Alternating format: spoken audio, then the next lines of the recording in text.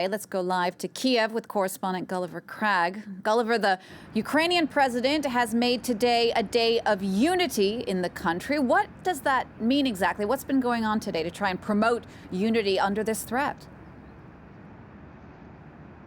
Well, they had an event at 10 a.m. local time where all across the country the Ukrainian flag was hoisted on various public buildings. You can see behind me there's a huge one on a shopping mall on Maidan Square, Independence Square in the center of Kyiv. Enormous Ukrainian flags, one way or another, have been flown or carried by crowds of people around the country in various cities this morning, and also everybody sang the national anthem. But the turnout actually was not very big in most places. Small crowds came, but this is, although Volodymyr Zelensky, the president, has declared it a holiday of sorts, it's still actually a working day for most people. And it seems to me in the centre of Kyiv things are actually perhaps rather quieter than usual today than they normally are. Perhaps more importantly, for some Ukrainians at least, are the announcements linked with this day of unity of a pay rise of some 30% for soldiers in the Ukrainian army. Now, that is quite a significant amount for them. I spoke to one earlier who said, of course, we're extremely happy about it.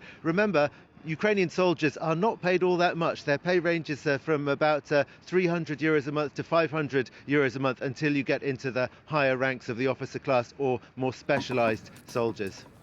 Now, Gulliver, this comes, of course, as Russia is announcing further troop withdrawals from occupied Crimea. Has there been any sign of that actually happening from there?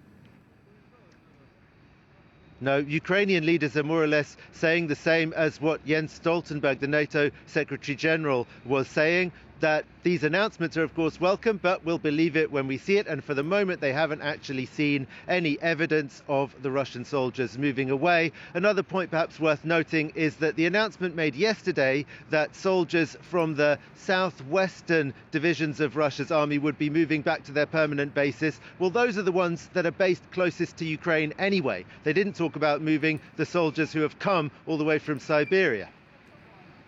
Gulliver, thanks for that. Gulliver Cragg there reporting for us from Kyiv.